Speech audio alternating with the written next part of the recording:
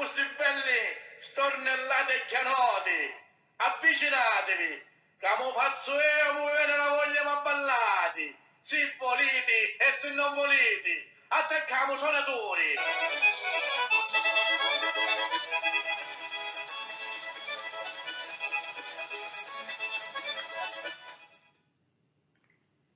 La Asociación Calabresa Mutual y Cultural, a través de la Subsecretaría de Profesionales, les da la bienvenida a la 66ª Settimana di Calabria.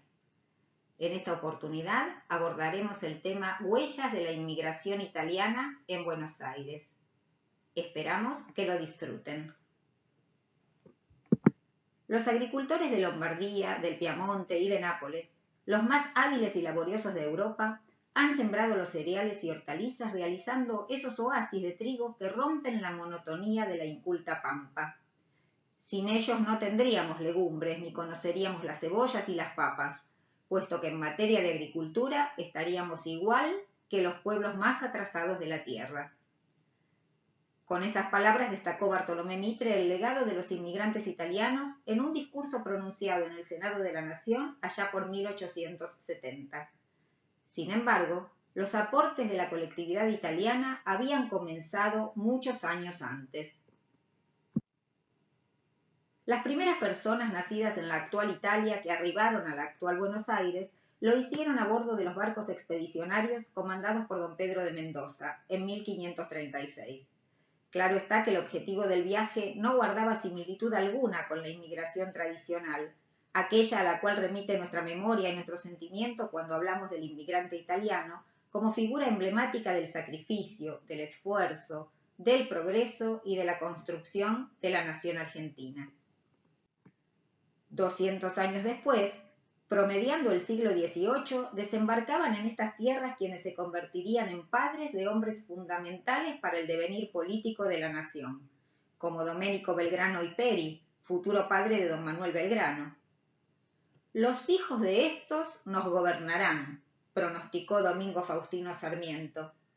Independientemente de su acierto, para cuya prueba basta recordar a don Arturo Humberto Ilia, quien siendo hijo de inmigrante lombardo, llegado a la Argentina en 1866, accedió a la presidencia de la Nación en 1963, las huellas de la inmigración italiana en Buenos Aires fueron mucho más profundas, pues se generaron en todos los niveles socioculturales y económicos, abarcando diferentes actividades, desde las más rudimentarias hasta las más sofisticadas.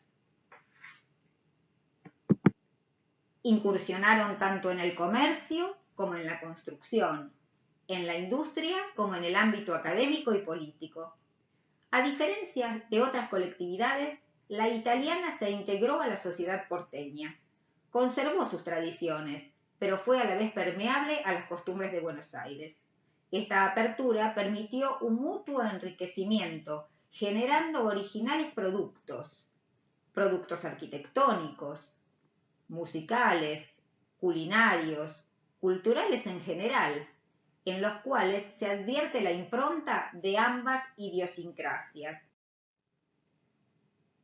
La mayor influencia itálica en Buenos Aires se produjo sin dudas promediando el siglo XIX, cuando la situación laboral y económica en Europa metafóricamente expulsaba a sus ciudadanos, y era el mismo Estado el promotor de la migración de sus habitantes hacia Argentina. Un anuncio oficial decía: ningún país del mundo ofrece mayores ventajas al agricultor y al ganadero. Clima templado y sano, tierras a bajo precio y fértiles, fáciles para trabajar, llanuras vastísimas, cada especie de ganado a precio tan módico como no se consigue en otra parte, grandes líneas ferroviarias, comunicaciones casi diarias con Europa, instituciones iguales a las de Estados Unidos, pero más liberales para los extranjeros, ya que pueden ser propietarios sin comprometer su nacionalidad. Como podemos apreciar, Argentina era considerada tierra fértil para desarrollar una vida digna, proyectar el futuro familiar sin renunciar a la italianidad. Así, entre 1888 y 1900, se registró en el puerto de Buenos Aires la llegada de 602.389 italianos, quienes ya para 1898 habían llegado al millón en todo el país. Este ingreso masivo de italianos de diferentes estratos sociales y procedencia geográfica se materializó en manifestaciones que perduraron hasta nuestros días. Por ejemplo, en la fundación temprana de casi 400 asociaciones regionales, siendo Unione Benevolenza la primera, cuyo origen data de 1858, y nuestra Asociación Calabresa Mutual y Cultural, la más antigua si nos circunscribimos a las asociaciones de Calabria. También vieron la luz para esa época el Hospital Italiano, en 1853, el periódico La Nazione, en 1868, y la Dante Alighieri de Buenos Aires, en 1896. En materia industrial, en 1876 abrió sus puertas el luego tradicional Bizcocho Canale, la fábrica que, merced al impulso del genovés José Canale, pionero de la panificación mecánica en el país, se convertiría en una de las más famosas fuentes de alimento para ese momento. El siciliano José Ingenieros, futuro médico y sociólogo, también desembarcó en 1887, compartiendo proyectos seguramente con otros apellidos posteriormente famosos, como Rocca, Macri, Zanella, Rattazzi, Di Tella, Prati. El arribo de inmigrantes desde la península itálica continuó durante los primeros años del siglo XX, alcanzando el número de 3 millones entre 1870 y 1925, sumando otros 500.000 después de la Segunda Guerra Mundial.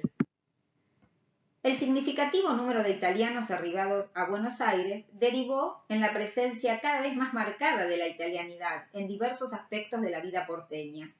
Algunos aspectos cotidianos, propios de cada individuo, como la herencia culinaria, la música, la danza, que rápidamente fueron adoptadas por la población local.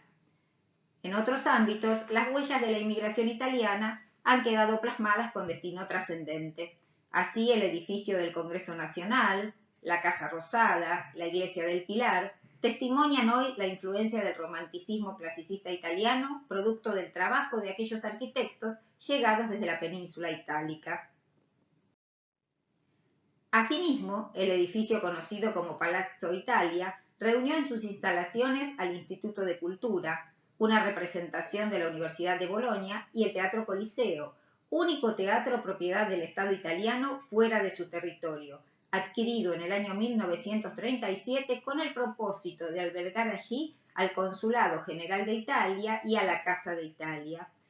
Desde la terraza de este teatro, el 27 de agosto de 1920, el doctor Telemaco Susini realizó la primera transmisión radiofónica de la historia musical argentina, la ópera Parsifal de Wagner, interpretada por la soprano argentina Sara César. Mas todas estas expresiones de la italianidad presentan un elemento común, sin el cual hubiera sido imposible la fusión cultural. Hubiera sido imposible la inserción de este inmigrante en la cultura porteña, como también la adopción de las conductas itálicas por parte del hombre de Buenos Aires. Y este instrumento es la lengua. ¿Cómo se fueron generando los vínculos entre la lengua italiana y la lengua hablada en Buenos Aires? Si nos remontamos a la historia, no fue en la época de la inmigración italiana a Buenos Aires de la que estamos hablando el primer contacto entre ambas lenguas, pues ya en los siglos XV y XVI, cuando se produjo la invasión española al territorio de la actual Italia, había ocurrido un contacto entre ambas lenguas. Pero claro, tuvo una gran diferencia con el ocurrido en el Buenos Aires del 1800 y del 1900. En aquel momento, el contacto estuvo restringido a la denominada alta cultura, al ámbito de las artes en todas sus manifestaciones y a la guerra. Contrariamente, al producirse la masiva inmigración al Río de la Plata, el contacto entre ambas lenguas adquirió masividad, registrando los investigadores la presencia de términos en el ámbito familiar de una y otra lengua. El contacto se daba en los conventillos, en el barrio, en los cafés, en la calle, en las escuelas. Para esa época, el pronóstico de los lingüistas respecto de la evolución de este contacto entre el habla italiana y el habla del Río de la Plata en Buenos Aires era absolutamente pesimista. Sostenían que el habla de los inmigrantes desaparecería con ellos. Los literatos Leopoldo Lugones, Alfonsín Storni y Ricardo Rojas limitaban la influencia del italiano a la alta cultura, al ámbito de la arquitectura, la ópera, las manifestaciones artísticas elevadas. Según Alfonsín Storni, el problema radicaba en que los italianos no eran leales a su propia lengua, porque hablaban dialecto, no tenían orgullo de su lengua y por ende no la transmitían. Por lo tanto, se perdería en una generación. En una corriente de pensamiento opuesta se enrolaba el director de la revista Martín Fierro, Evar Méndez, quien identificaba en el teatro el instrumento de difusión y permanencia del habla del italiano en el Río de la Plata. Así encontramos obras como Los amores de Giacomina, de cuya lectura podemos obtener un repertorio muy importante de términos dialectales, y también personajes de estas obras representadas en Buenos Aires, como el cocoliche, que tendría una importancia fundamental en materia lingüística. Pero había algún tipo de tensión entre la lengua italiana y la lengua española hablada en el Río de la Plata, además de los dialectos. ¿Por qué se producía esta tensión y qué era lo que originaba?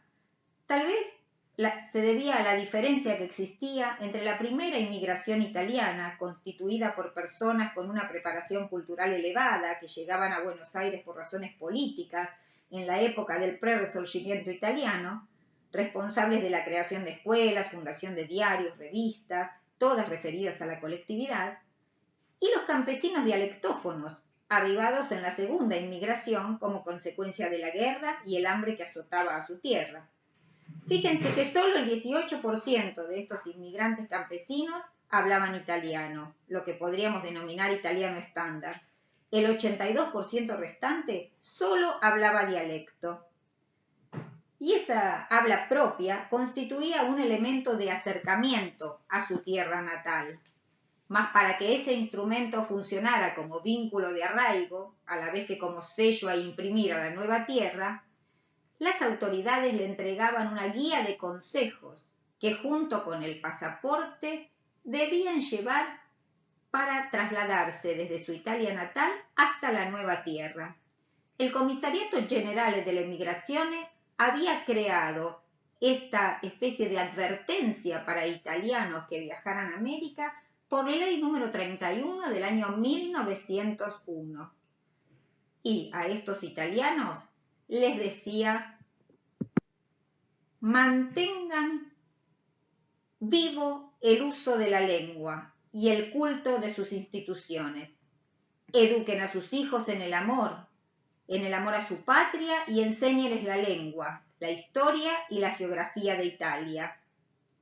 Sin duda, la decisión de emigrar dejaría indefectiblemente huellas indelebles en el carácter del emigrante y de su familia. Continuaba diciendo esta serie de advertencias: dejar el propio país para ir a trabajar a tierra extranjera es siempre un hecho importante, pleno de consecuencias para quien emigra, para su familia, para la patria.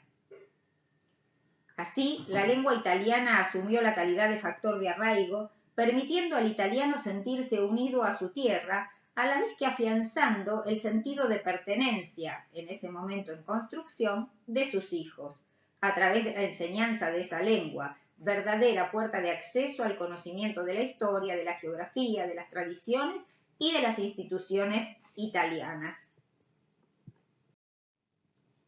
Y continuaba advirtiendo o aconsejando a los inmigrantes: la conciencia del orgullo de ser italiano no abandona jamás al emigrante incluso cuando han pasado muchos años desde el día en que dejó su ciudad natal.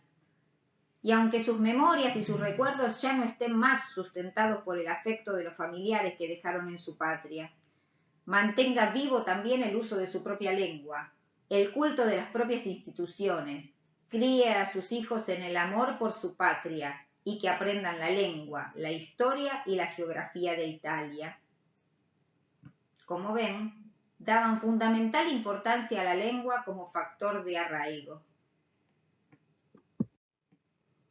Este fenómeno lingüístico implicó la presencia de núcleos familiares en cuyo seno se empleaba el italiano o alguna variante dialectal, cuya evolución devino en un habla de transición que posibilitó la comunicación de ese italiano inmigrante con el hombre de Buenos Aires, transición representada por el cocoliche y la posterior consolidación de un habla particular en voz de los descendientes de esos inmigrantes, nacidos o bien educados en la nueva tierra, asimilando la cultura porteña profundamente influenciada por la italiana, muchos de los cuales hablaban en perfecto castellano fuera de su hogar, conservando el italiano para el interior. Influencias lingüísticas originaron aporte de vocablos italianos hacia el habla del porteño, italianización de voces castellanas, modificación de significados, en evidente camino hacia la conformación del incipiente lunfardo. Y hablando de cocoliche, Miguel Cané se admitía fascinado por el fenómeno, pues afirmaba: ese habla es la única que tiene nombre, no ocurre con otras inmigraciones. Esta importancia que ya en las primeras décadas del siglo XX le otorgaban los italianos a su lengua, como principal factor de identidad con la patria, independientemente del lugar geográfico de residencia o de naturalización en el extranjero, es el mismo fenómeno que nos impulsa actualmente a los descendientes de italianos a aprender el idioma, como herramienta para asimilar sus costumbres, acercarnos al paese y arraigarnos a Italia a un océano mediante. Así queda demostrado el sentido de pertenencia indestructible que algo tan abstracto como las palabras son capaces de forjar en la historia de un hombre, de un pueblo, de una patria. Es por eso que continúa vigente la recomendación que brindaba el Comisariato Generale de la Migrazione a aquellos italianos que partían. Aunque asuma la nacionalidad del país en el que reside, no reniegue ni se olvide del patrimonio moral sublime de sus antepasados y transmita a sus nietos la llama sagrada del amor a la patria lejana. Ellos permanecerán como los hijos incorruptibles de Italia, fuertes y grandes en el mundo. Aún hoy, en el habla cotidiana, no transcurre un día sin que hayamos pronunciado alguna palabra de prosapia itálica. Como vemos, las huellas de la inmigración italiana en Buenos Aires se presentan en múltiples aspectos de la vida y trascienden la etapa inmigratoria. Como vemos también, el habla de los italianos ha dejado profundas huellas en la cultura de Buenos Aires y ha permitido el desarrollo de artes, de ciencias, de actividades, todas con influencia itálica en grado tal que hasta se habla de una Buenos Aires italiana. Y como finalizaba diciendo el comisariato, y como lo hicieron nuestros antepasados, nosotros también finalizaremos este encuentro diciendo orgullosos: ¡Viva l'Italia sempre!